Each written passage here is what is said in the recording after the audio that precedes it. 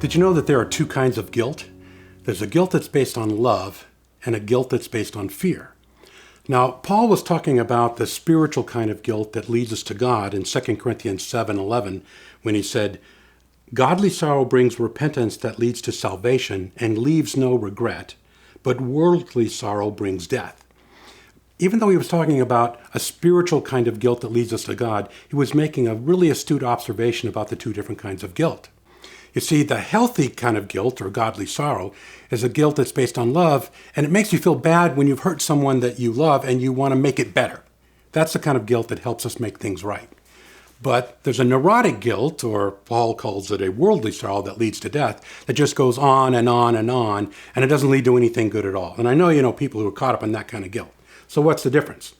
Well, the healthy guilt that makes you want to make things right is shame-free, but the guilt that's based on fear is rooted in shame. And the difference is that guilt is based on what you do, but shame is based on who you are. So the neurotic kind of guilt that goes on and on and on and never ends is based on the lie that you're not worthy of love. Now, we know that Psalms 139 says that you are fearfully and wonderfully made. That's the truth about you. But if you believe the lie that you're not worthy of love, that you're defective and that you're worthless, then whatever kind of guilt that seeks to hide that shame is going to go on and on and on. Now, a common example of this is when people get divorced and they say things like, "Oh, I wish I had not been so focused on making money. I wish I had bought her that house." Or she might say, "Oh, I wish I hadn't focused so much on the kid." Well, you know, that's focusing on things they did. That's guilt, right? But really what they're trying to do is escape a feeling of shame. See, because if he didn't leave you for what you did, then he left you for who you are. And that's much, much worse. So people try to get away from their shame by hiding it with neurotic guilt. So if you've got the kind of guilt that goes on and on and on, here's a hint. Your problem isn't really with guilt, it's with shame.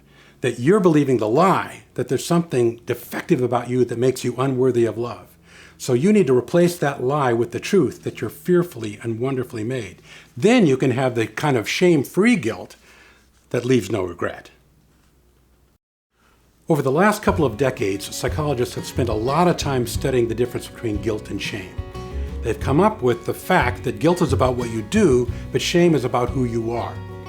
Guilt that's free of shame is relatively healthy. But shame, the belief that you're not worthy of love, causes all kinds of psychological problems.